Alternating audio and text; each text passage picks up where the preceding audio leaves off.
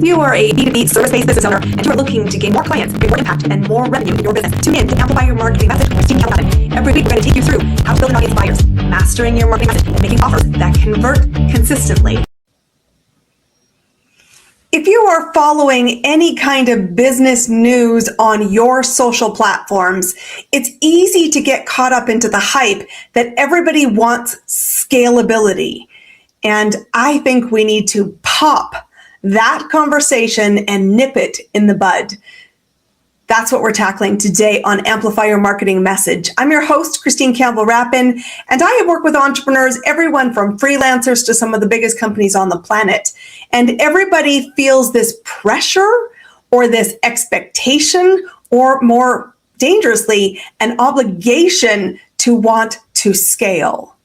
And yet, what I've observed is that no two business owners actually define scaling the same. And so while you hear about this word and it feels like this is the holy mecca of business, it's not in fact the case. So why don't we take an all giant deep breath and say, first off, let's talk what scaling is, and then really what do most people want?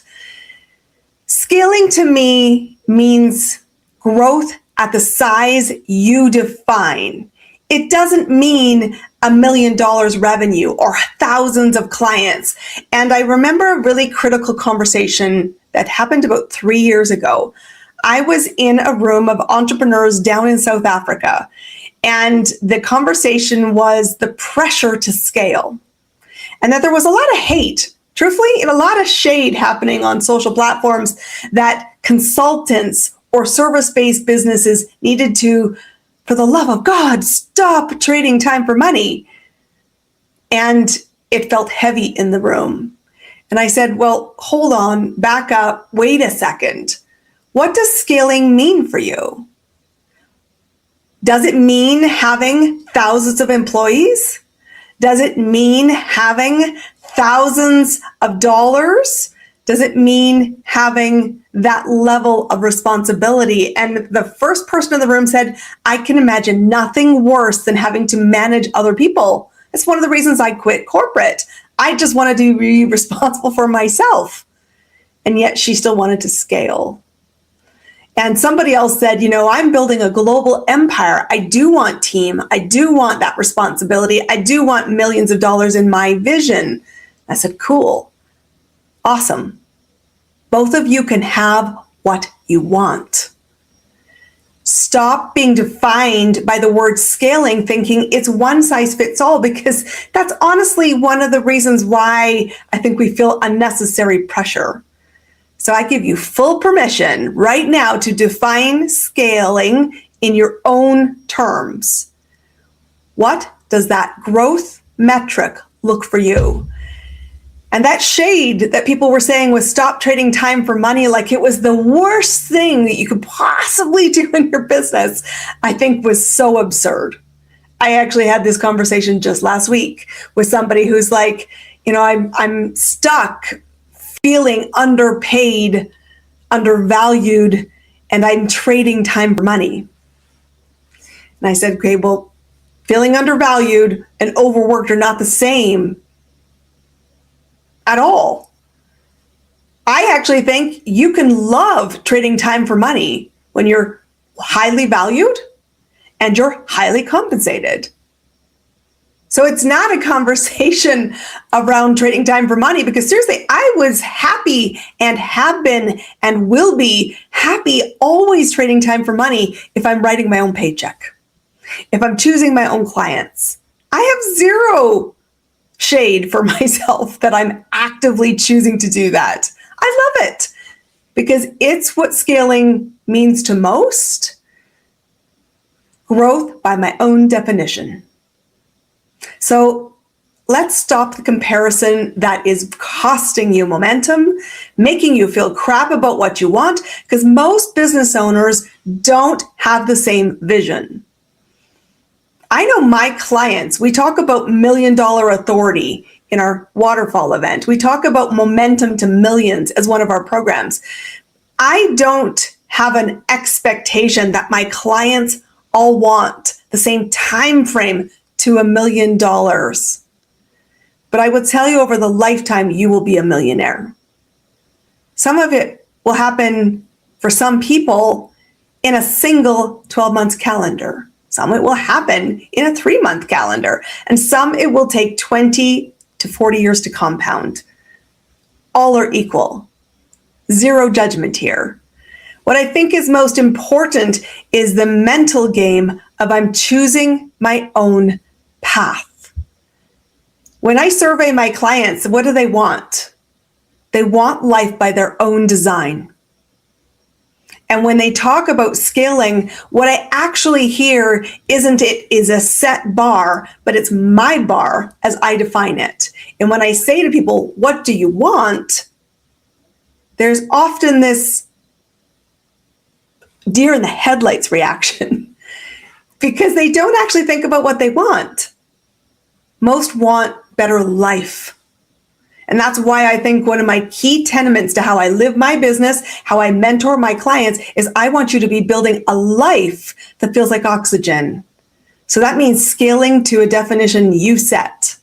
And what I think is really equally important when we have that conversation is get clear on what you want. It will never be effortless to get that. You will always be making trades, judgments, and decisions and evaluating yourself of, do the things I execute or fail to execute support the vision of what I want? That's where the rubber hits the road. That's where most of this crumbles down. But one of the exercises I invite every core client that buys into either our Momentum to Millions program or the Business Scale Accelerator, which is our private mentorship program for an elite group of people, I ask them to spend time in a document that's called Visualize Your Future. I want you to be clear, what do you want? I want you to be clear on what's your definition of success. What does scaling mean to you? Because if the life that we create through the business momentum does not feel like oxygen, does not satisfy your version, definition, and criteria, my friends, we have gone totally off course. And we need a course correction. And so I'd rather set out with a roadmap and set the driving pathway to get there so that you're happy. You're living the life you wanted. And for most people, it's simpler than complex. You've heard me say it a million times. Business growth is elegantly simple. Don't buy into unnecessary complexity. For many, it's, I want to have life. And for some, that's dream vacations. For some, it is being able to not work Tuesdays because Tuesdays has some other priority in their life. Be that a golf game, a pickleball game, a day with grandma, a day with their children. It does not matter. Do not let the world judge you and feel lesser because Tuesday is the day you do you, boo. I had a single goal when I started this calendar year. It was about sustaining that momentum. Yes, we wanted to scale. And I sat and spent time thinking about, what does scaling mean for me? It's not complex. We offer and do 4 things primarily in my business. I'm years into my business. So guys, if you're just starting out, you do 1, but we've evolved to 4 things, but they all connect to one big thing. The 4 things we do: we create this podcast, we create events, we create experiences. Why? Because I love the conversation. I love the light bulbs. I love supporting, and I like giving people permission to pursue their goals as they've defined it in the world of business. We have group programs, and those 2 group programs have different levels of time that I spend on them. We have a 30-day program, which is for the most part self-directed. You get instructions every day. What do I do today? Who do I talk to? And how do I show up to build business? And then once a week, I offer office hours, real time, real me, real conversations. What do you need help on this week? We also have a group program that is about 12 weeks long. Every hour for a week. And those are areas and programs where we can have more than one client in them. So there is a level of growth, there is a level of scale, but it's as I define what I wanted. Groups on the second program, our Momentum to Millions program, never get more than 20 people. Why? Because it's not what I want. I want to be able to make sure I support everybody in that room.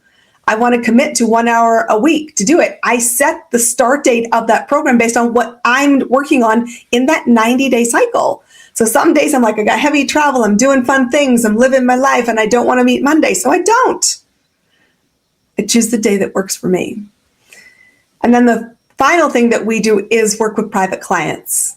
And I get to choose how many I do and how many I work with. And I love my private clients. It's the piece of my business that everybody from the outside says is crazy because they say, Christine, you're trading time for money. And I'm like, I write that check. I love doing it because it's the piece that is super creative. It is dynamic. It's fast moving. And I'm watching people build in real time for the long time. Private clients come work to us for a minimum of a year. So I get to decide what scaling looks like. I had this overarching goal. Did we have a big financial number? Yes. One that supported the lifestyle we wanted, the salary we wanted, the dividends, the take home, the profit. So we did start with a macro number. But from there, it was like, how do I want it to live? What trades am I willing to make? Because I know that level of lifestyle is going to require clients. It's going to require my definition of who I serve, how I serve, when I serve, and it's all about me. My friends, your business is all about you. You get to say, what do I want, and then build it. But it is effort to build it. And so I had this goal when I started the year. Because last year, I had done something pretty significant in my business in the end of the first quarter. I fired my biggest income, my biggest client, my biggest time that I was spending day to day. I was great at it. There was no friction, but I said, I no longer want to be doing that. Could I keep scaling in that capacity? Could I keep serving in that way? Could I keep adding more? For sure. It was a viable option, but not viable for how I wanted to be living my life. And so I served notice.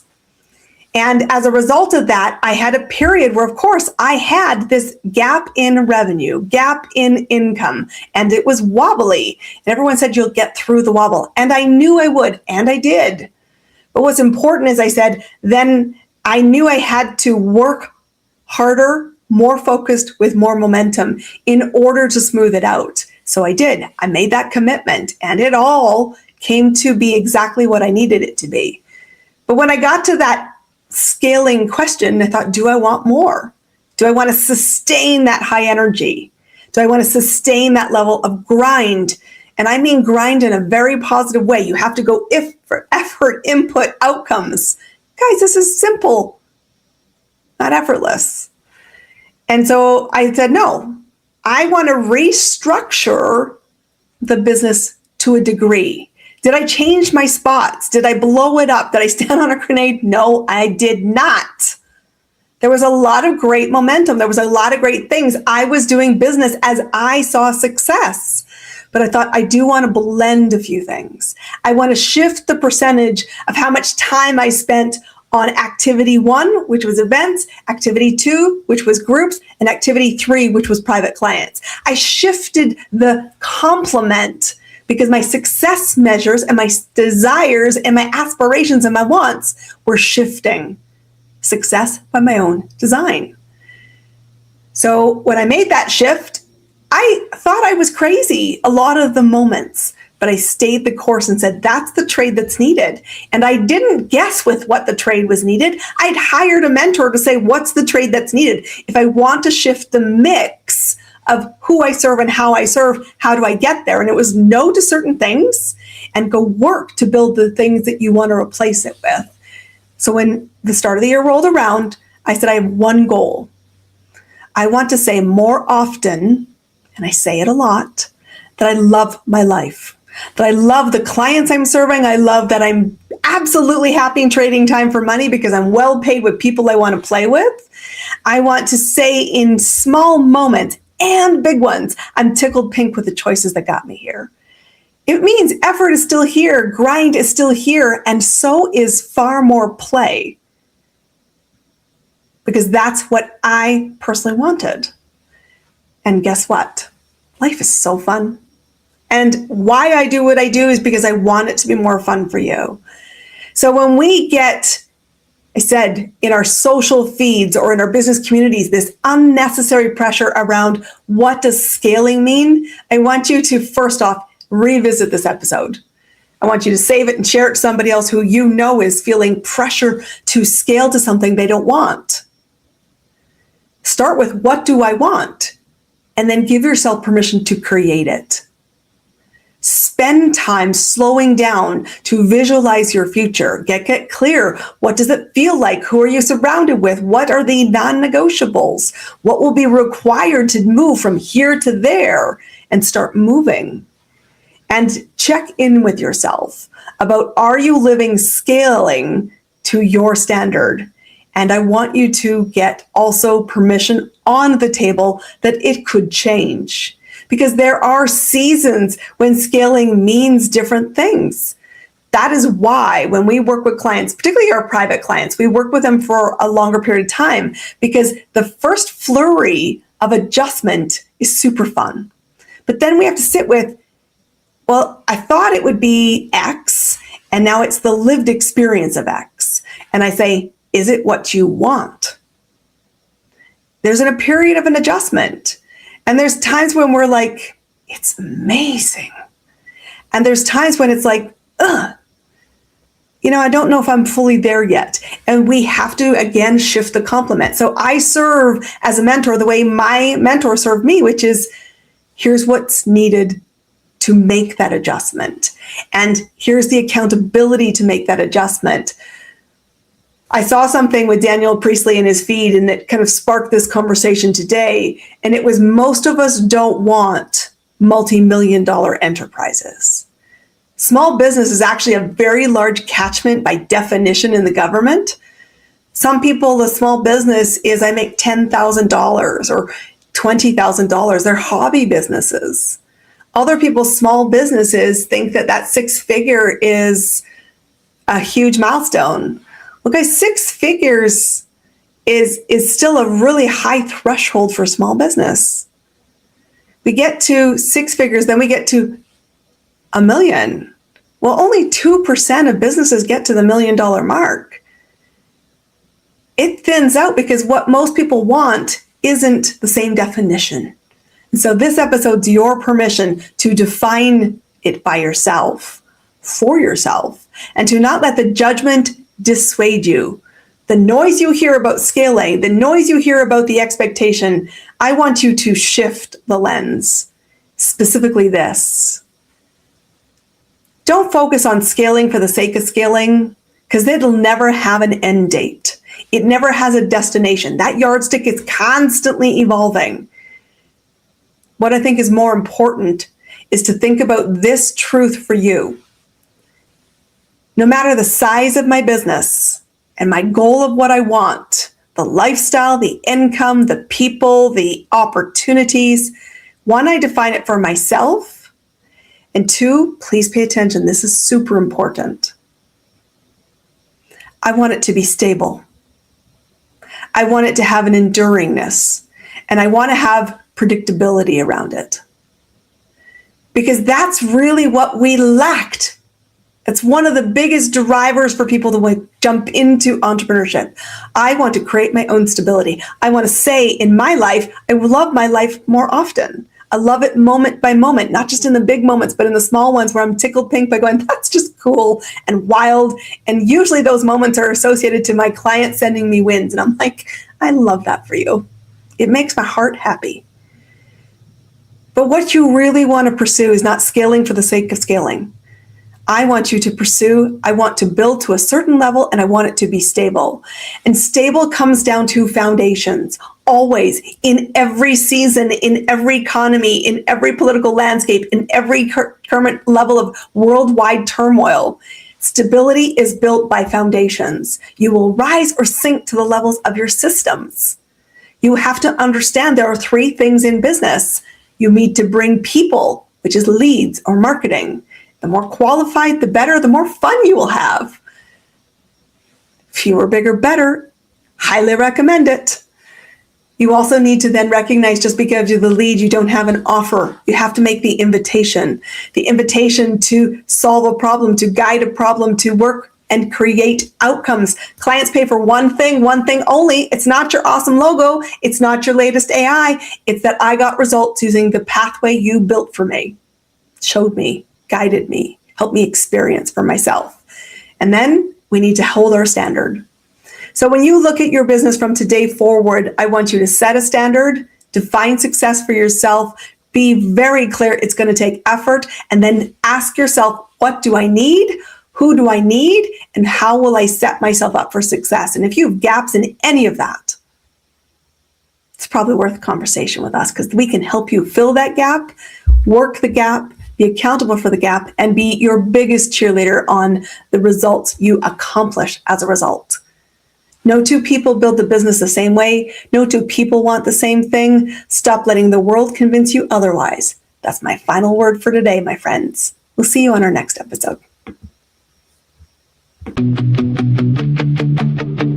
That's a wrap on another amazing episode of Amplify Your Marketing Message with me, your host, Christine Campbell Rapin. Be sure to subscribe on your favorite podcast platform so you don't miss another great episode. And be sure to visit christinecampbellrapin.com/podcast to get a free resource on how to master